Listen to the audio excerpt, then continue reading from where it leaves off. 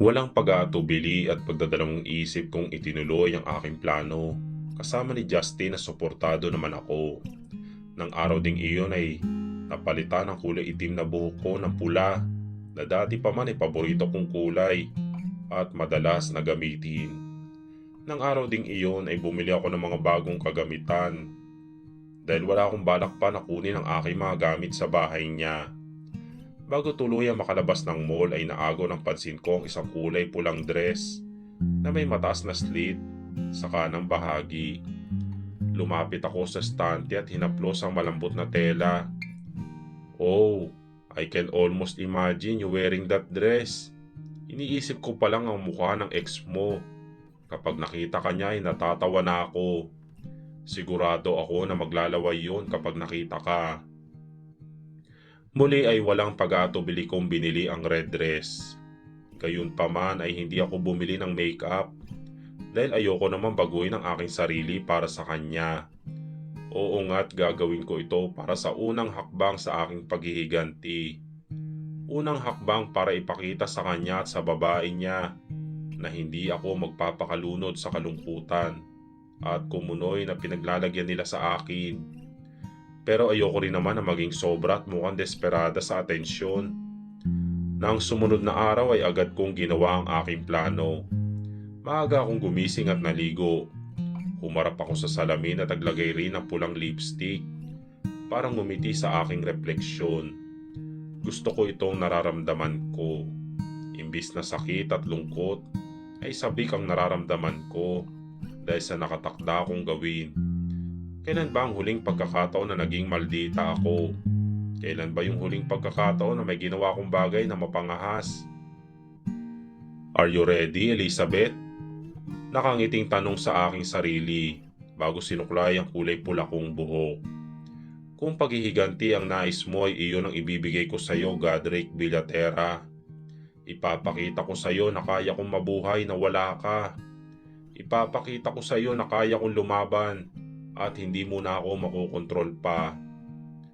Tumayo na ako at marahan at walang pagmamadali kong sinuot ang pulang spaghetti dress na binili. Ang malambot nitong tela ay dumula sa aking balat na alaga naman sa lotion. Ang sukat ay perpekto at para bang hinulma talaga para sa makurba kong katawan. Nang matapos ay tumingin ako sa salamin at nakita ko paanong umangat lalo ang malasutla kong kutis dahil sa kulay ng aking suot. Sa paa naman ay sinuot ko ang silver pumps na binili ko rin para sa aking sarili. You see, hindi ko tinipid ang sarili ko kahapon para sa plano kong gawin ngayong araw. Mula sa likuran ko ay nakita ko si Justin na pumasok sa nakabukas na pinto ng kwarto niya kung saan ako nakikitulog. Isa lang kasi ang kwarto ng kondo niya at ayaw naman niya akong patulugin sa labas. Wow, you look beyond gorgeous, love. Puri niya sabay haplos sa aking balikat. Make him regret his decision ha. Hayaan mo siyang maglaway at magsisi na pinakawalan ka niya no.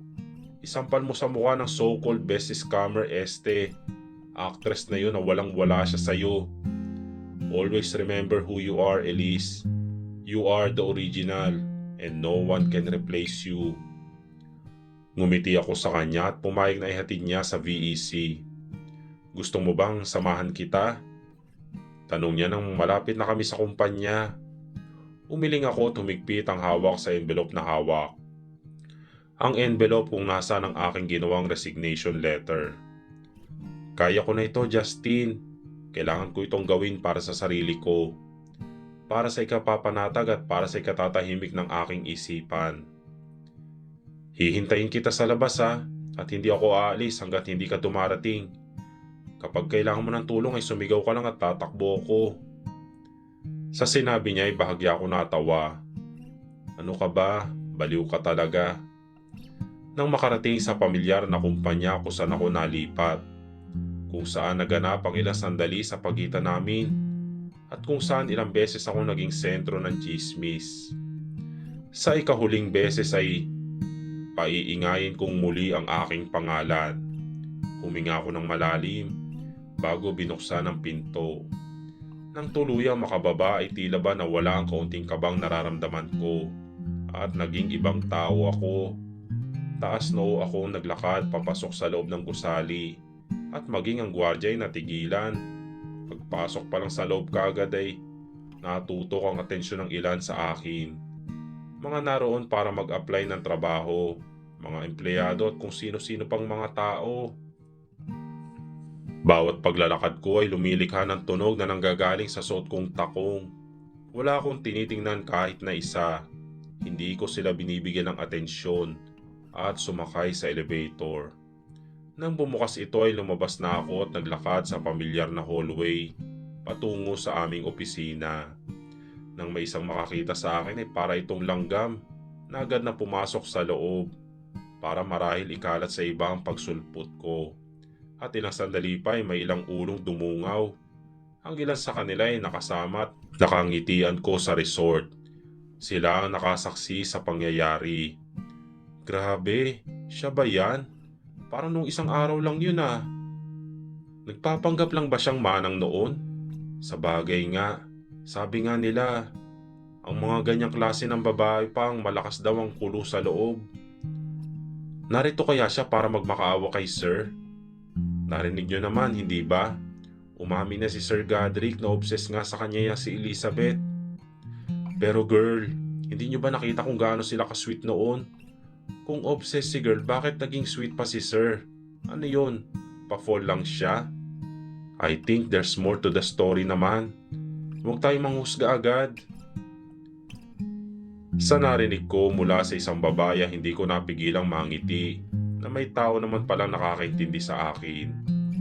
Nang makarating ako sa office ay nakita kong walang tao sa mesa ni Lloyd at natanong sa sarili kung seryoso nga siyang mag-quit. Wow! Dinig kong bulalas ni Carla bago pumalakpak. Talaga nagpakita pa po siya. Talaga bang gusto mong maging sentro ng atensyon? Hindi pa ba sapat na dinudungisan mo ang departamento natin?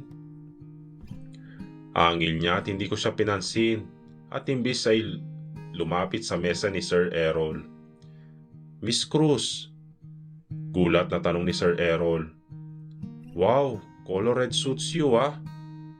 Tipid akong ngumiti bago nilapag sa mesa niya ang resignation letter ko.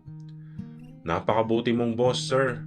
Hindi ko nakakalimutan ang mga turo at gabay mo sa akin. Kunot ang noon niyang kinuha ang puting envelope bago tumingin sa akin. I heard what happened, pero kailangan ba talagang umalis ka, Miss Cruz? I can give you a few days off if that's what you need. Nangihinayang lang ako at isa ka sa mga masisipag na empleyado rito. Hindi pahinga ang kailangan ko, sir. Nais ko sanang isagot sa kanya, ngunit imbis ay ngumiti na lamang ako. Okay lang, sir. I believe na pabor naman ito para sa iba eh. Pagpaparinig ko sabay tingin sa gawin ni Carla at tama nga ako na nakikinig siya. Tama, hindi ba? Imbis na sumagot ay inirapan ako ni Carla at binalik ang atensyon sa ginagawa. Kinuha ko ang pagkakataong tumingin sa aking mesa at kinuha ang ilang pictures doon bago ito inilagay sa hawak kong purse. Isang huling tingin sa aking mesa bago ako muling lumabas at may isang tao ko nakakasalubong na hindi ko inaasahan, ngunit nakatakdang harapin. Natigilan siya at tiningnan ako mula ulo hanggang paa at ilang sandali pa ay nalukot ang mukha niya bago siya ngumisi at namulsa. Pumupunta ka sa mataang lugar na ganyan ang suot? And what's with the hair? Akala mo ba mauulol ako na parang aso kapag nakita ko yan? Akala mo ba mauulol akong parang aso kapag nakita ko yan? Malakas ang boses niyang panunuya, sabay tawa. At bakit hindi? Hindi ba nga tinira mo lahat ng babaeng may ganitong kulay ang buhok? Dahil ganito ang kulay ng buhok ko nung tayo pa eh. Malakas din ang tinig kong sagot sa kanya at nakarinig ng bulungan. Mali ba ako, Mr. Villatera? Taas noo kong sagot sa kanya. Ay, oo nga. Tandaan niyo yung napalayas dati? Di ba nga't pula ang buhok noon nang mapansin ni Sir? Oo, at hindi lang siya actually.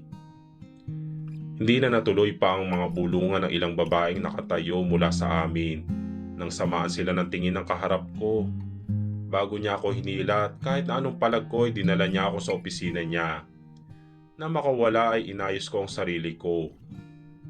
Habang siya ay nagsimulang maghanap ng papel. Did you forget, Miss Cruz? I still own you. You and I still have a contract to fulfill. And unless you have 15 million, which I doubt, ay hindi ka pa malaya sa akin. Nang mahanap ang aming kontrata, inaupo siya at iwinigayway ang ilang pahina ng papel. Lumapit ako sa mesa niya at ngumiti bago ito inagaw mula sa kanya at sinimulan itong punitin sa harap niya. Kontrata? Ito lang ba ang may pagmamalaki mong lalaki ka? Wala ka bang itlog para takutin ako sa mga ganitong bagay?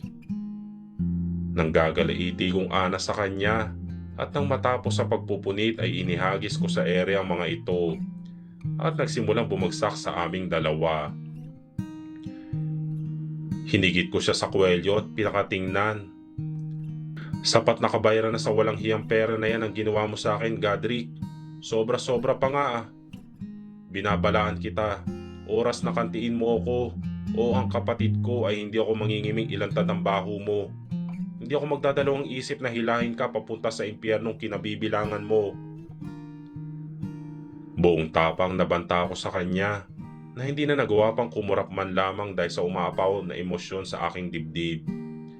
Ilang sandali niya akong tiningnan at lumaban ng tingin bago ko siya binitawan at ngayon ay nagkalat ang mga punit na papel sa sahig at paligid naming dalawa. Ang tanong ay kaya mo ba? Do you have what it takes to challenge me, Beth? Kumpara sa akin ay anong may pagmamalaki mo compared to Monique?